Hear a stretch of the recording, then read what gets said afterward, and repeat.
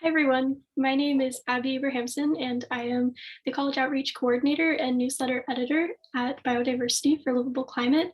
And I'm very excited to introduce you today to Ridge Shinn.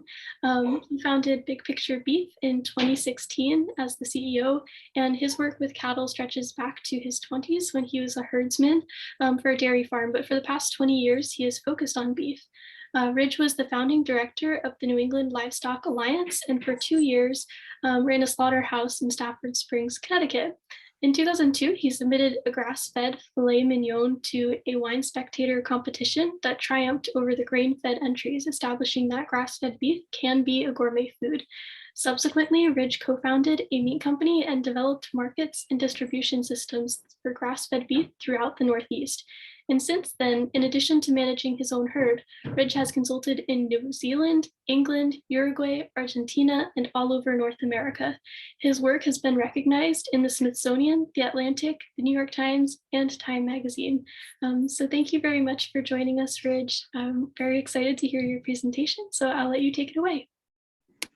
Okay, great. So the problems of Zoom in the house with the dog. Anyway, okay, let me see if I can find it. Here we go. Just going to get this PowerPoint going. Oops, let's see. So here's, I'll just jump right in. So this is a radical statement. The cow is the solution to climate change by Ridge Shinn. I'm also known as the carbon cowboy and the grass farmer. As Abby was saying, we did found this company, Big Picture Beef, that we do sell beef to a bunch of retailers, universities, distributors, places like that. We also just submitted a book to a publisher. It's not out yet, but it'll be out in the fall. The Promise of Grass-Fed Beef, Reviving the Rural Economies with Regenerative Grazing. We've also started a nonprofit called the Northeast Grass-Fed Beef Initiative, and its purpose is to identify and recruit new grass farmers, train and educate those grass farmers, and then connect them to markets. So my contention is it's all about symbiosis.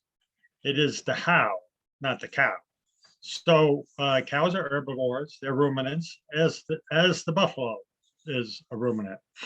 And the herbivore works very nicely with soil, grass, and photosynthesis, symbiosis. So I gotta tell people, everybody's heard of the buffalo.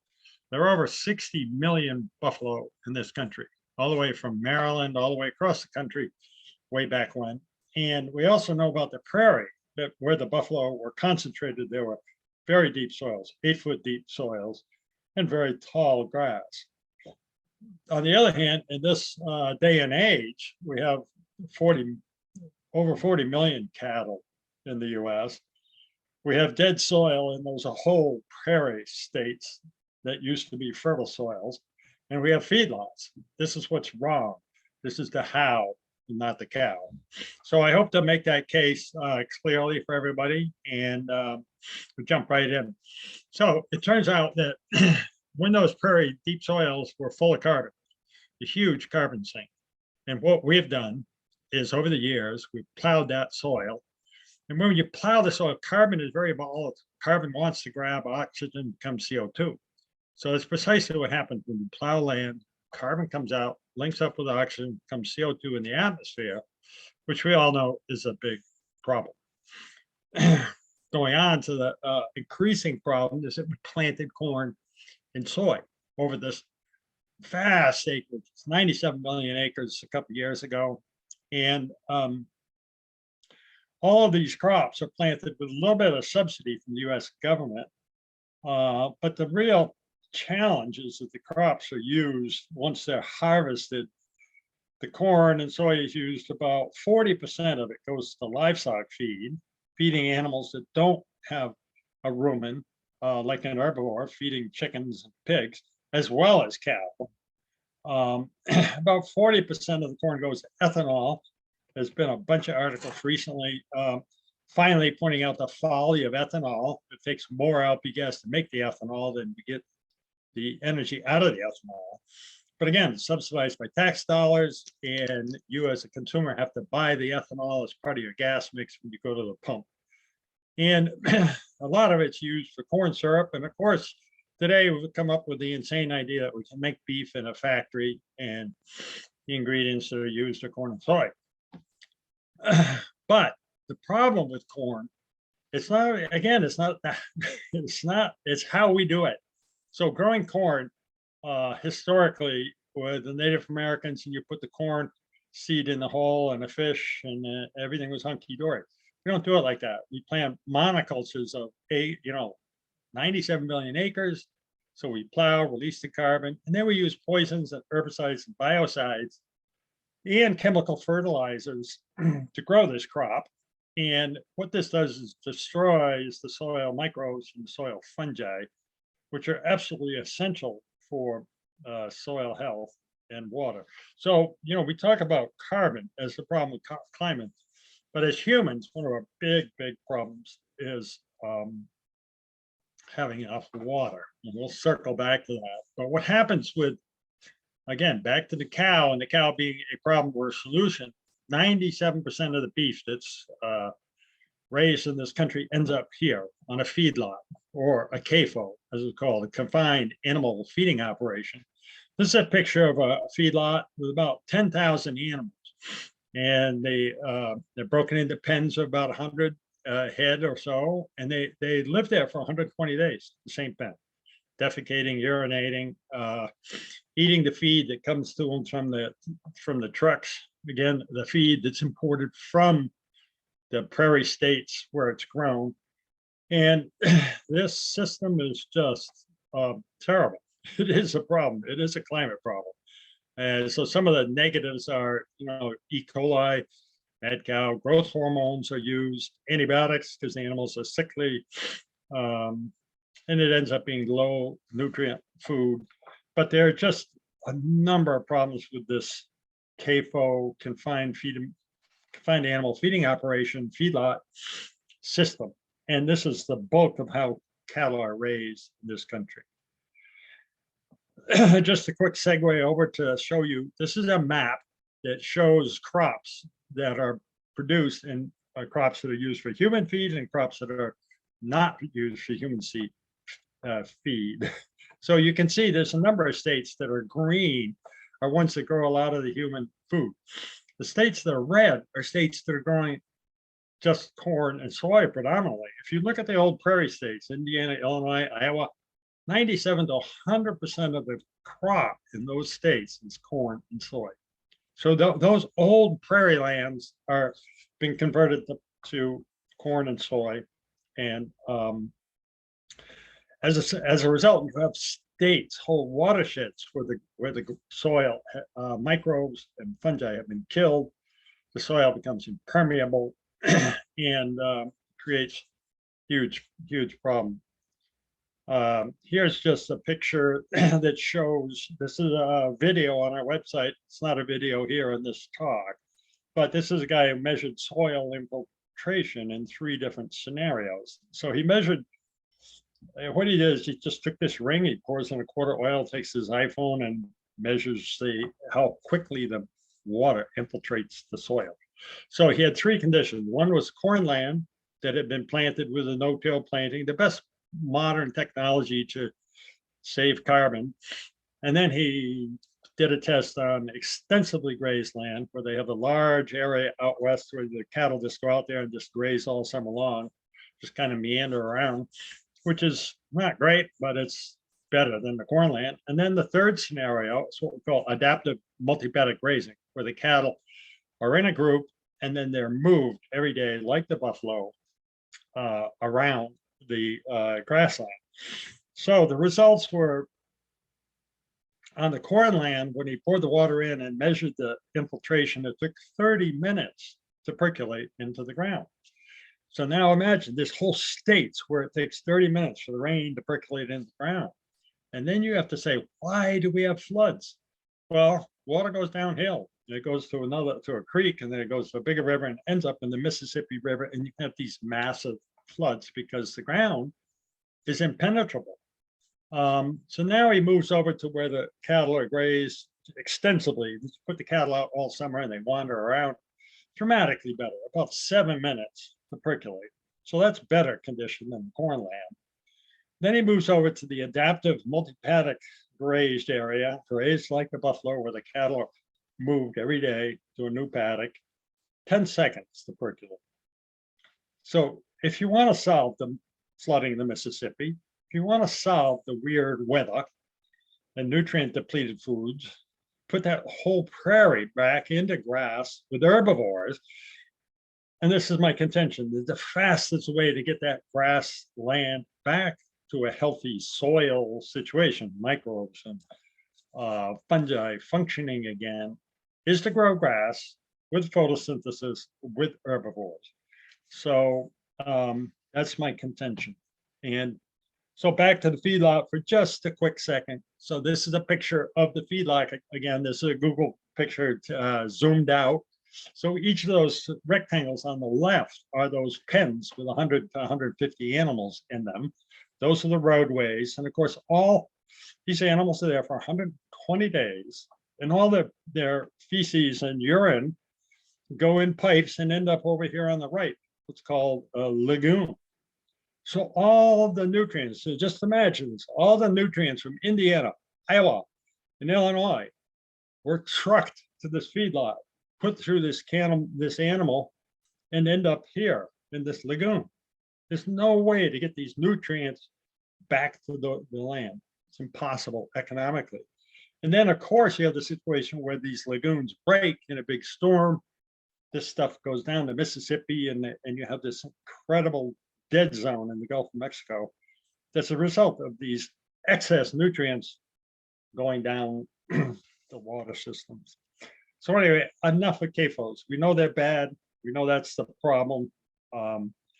What's the optimistic, hopeful story? What we've learned is that we can, everybody's heard of biomimicry, but if we can mimic the buffalo and how they graze, we have just a remarkable situation. So you can look at this big group of buffalo. So there's this herd coming along, and they eat the grass, and they urinate, defecate, and they trample the grass. So there's nothing to eat. So they move, and after they move, the grass rests, photosynthesis starts working in, the nutrients go into the soil, and the grass regrows. Well, then the buffalo circle back around at some point and eat it again. And the system just is a, constant growth, rest, photosynthesis, building the soil. And the soil builds rapidly by doing that. So what we've learned is we can do this with cattle. Of course, we have some modern technologies like electric fence, but you can see these cattle lined up on the fence. So they're getting a bite of energy out of this grass. And later, 4 or 5 hours later, this fence gets moved. And they all move in a herd, just like the buffalo. They act just like the buffalo. Cattle are herd animals. They love being in a group. They really get freaked out if one of them gets outside the fence and can't figure out how to get back in. So it really works well. And what we do is try and graze just the tops of the plants, which is where the energy is when we're trying to get the cattle fat. So all cattle are raised on grass. This is one of the problems. All cows and calves eat mainly grass.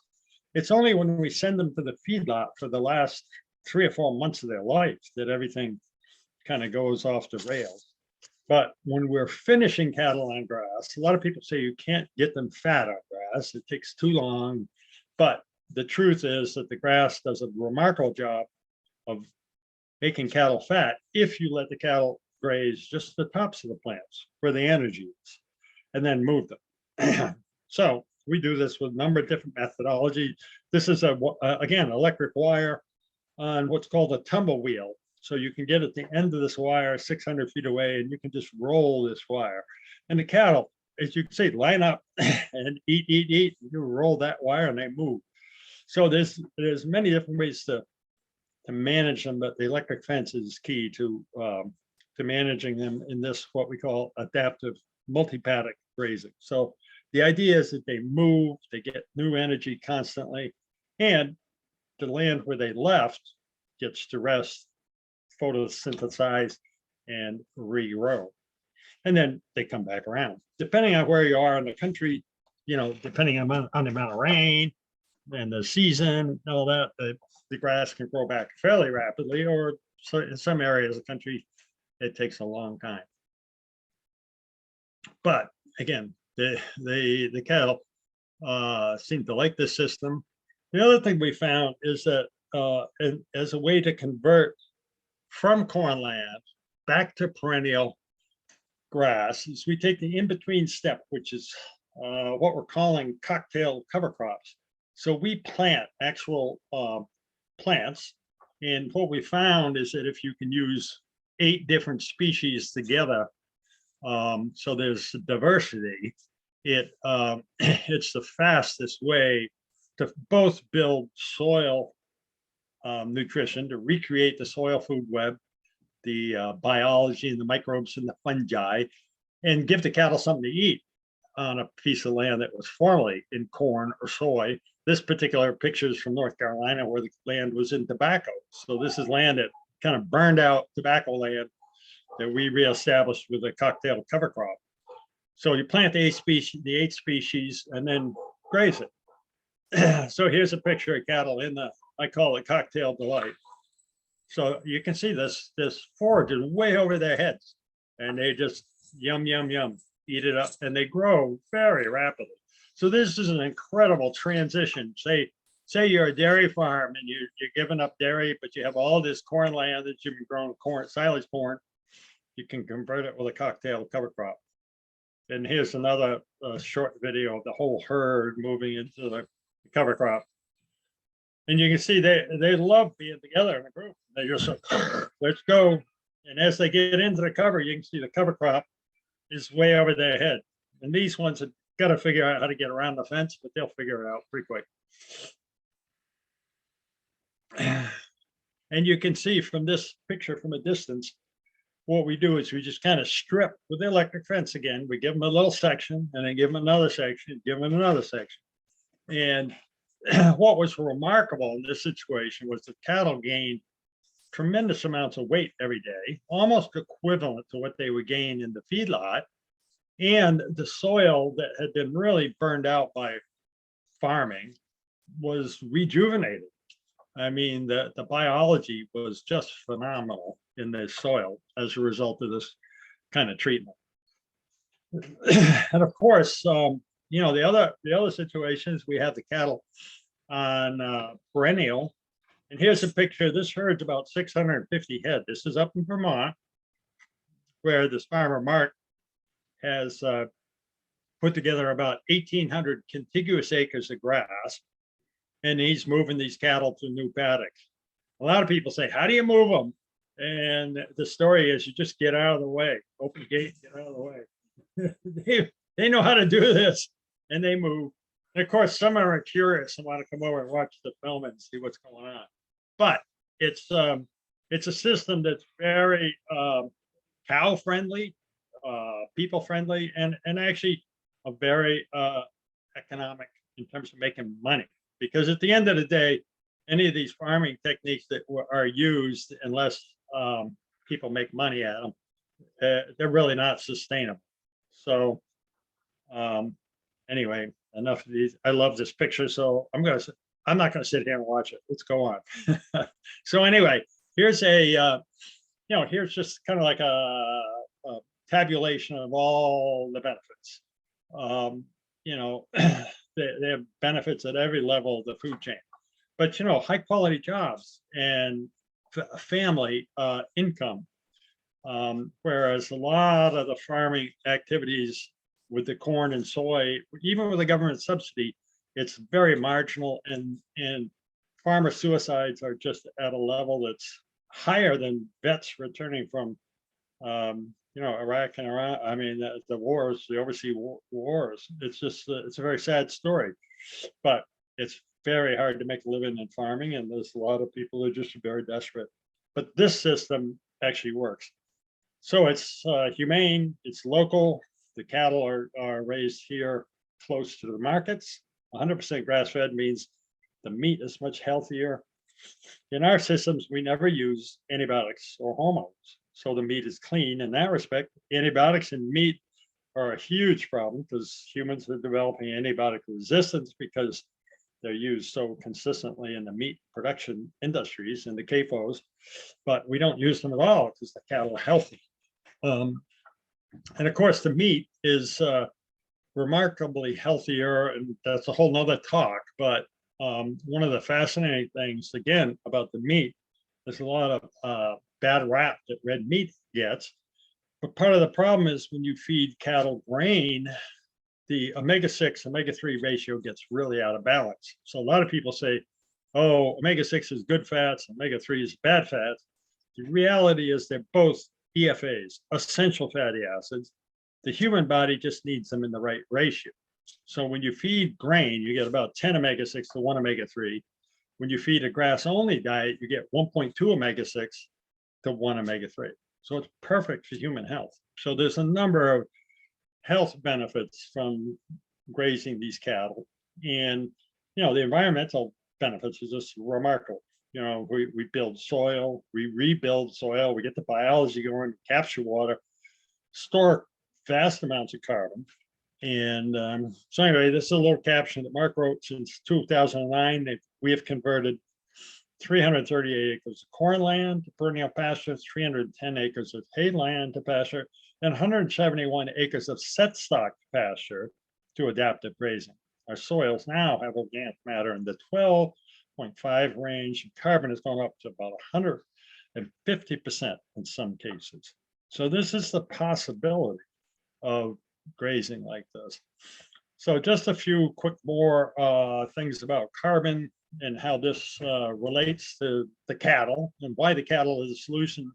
So this is a picture of two soil cores that come from two adjacent farms. And this is in Australia. Christine Jones provided this video, but there was a farm. The father passed away. He left half the farm to each of the sons. The son on the left started doing this adaptive multi-paddock grazing with his livestock. The son on the right kept doing his crops in the kind of conventional system. And you can see the farm on the left grew almost 20 inches of topsoil in 10 years. I mean, it's remarkable. It doesn't take eons, it takes years by doing this grazing. But the herbivores are the key to making this happen quickly. I mean, you could make compost and put compost in the ground. You could use compost feed. There's a number of different methodologies that will move you in the right direction, but the herbivores will move you there rapidly. Here's a couple of pictures. I mean, we see this all over the world. When people graze correctly, we see the impact on the land. And there's all these pictures. So the one on the right is one of my mentors from South Africa, and you can see his ranches to the right and the neighbor's ranches to the left. You can see the impact that him grazing with this adaptive multi-paddock grazing has. I mean, you can see the difference in the land. The picture on the left is actually the farm that I have grazed cattle on for a number of years. It's owned by the land trust, and I took this picture because one day I realized, there's the stone wall that separates where I was grazing from the neighbor. So on my side of the fence, I'm grazing cattle. And on the other side of the stone wall, my friend Mark all he does is make hay on that land. So this was in July, and it had been a wet year, so he hadn't gotten around to cutting his hay yet. And I hadn't grazed yet because we managed for the bobolinks. We want to let the bobolinks fledge before we throw the cattle in. So I was looking at this picture and I said, oh my word, look at this. And look at the different color and the different height of the grass. So I went back the next day with my boy, who's now, he's 15 now, but he was much younger then. It's about 4 feet tall. So I put him on my side of the stone wall and I put him on the other side of the stone wall. You can see the stone wall in the background on the right-hand picture. You can see the grass is just about up to his waist on the side with no herbivores. and the grass is over his head on the side that was managed with the herbivores. And you can see the stone wall. So we have essentially the same land, the same sun, the same rain. What's the difference? The difference is the cattle. So it's a remarkable difference. And the research that's coming out now from Texas A&M is showing that we can increase the biomass per acre by grazing correctly from 3 to 6 times increase in the biomass per acre.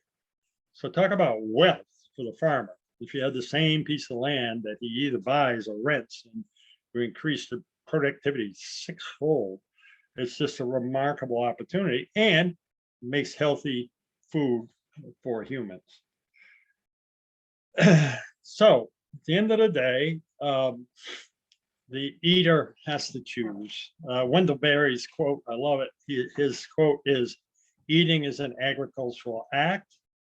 And you can see, the feedlot on the left and the grass on the right. The challenge is it's a very complicated story. If anybody's interested in learning more, please get a hold of me. There's places to learn about this. But when you vote with your food dollar, when you buy a package of 100% grass-fed beef produced in the US, you support water and carbon sequestration and the justice of having a farm family able to make a living on piece of land. On the right, it's fraught with all the problems we've talked about. But that's a choice you make every time you spend $1 in the supermarket. And it's my contention that the investment in the 100% grass-fed actually heals our environment on a scale that would be more than human scale. This is a quote that I like to finish up with. It's fascinating because this Henry Wallace was the Secretary of Agriculture from 1933 to 1941. So many, many years ago. How long ago is that? That's 70 something. No, it's more than that. It's what, 90 years? It's a long time ago. Anyway, this is a quote from him back in the 1930s. He says, "Grass will act as the great balance wheel and stabilizer to prevent gluts of other crops, wheat and corn and soy, to save soil from destruction, wheat and corn and soy, to build up a reserve of nutrients and moisture in the soil, ready for any future emergency, to create a more prosperous livestock industry, and finally, to contribute to the health of our people through better nutrition." So this is something that we've known about for a long time. We just kind of went off the rails with the whole put the cattle in a feedlot, feed them corn scenario, but we can turn it around, and we can turn it around rapidly. It only takes a couple of years to get that done. I think that's all I got. Yeah. So this is my message, the promise of grass-fed. It's it's the future, I think. So that's it. Thank you so much for this presentation. It was really wonderful and so much important information and enlightening information. So thank you so much for sharing all of this today. We really appreciate your time and your willingness to do this. Absolutely.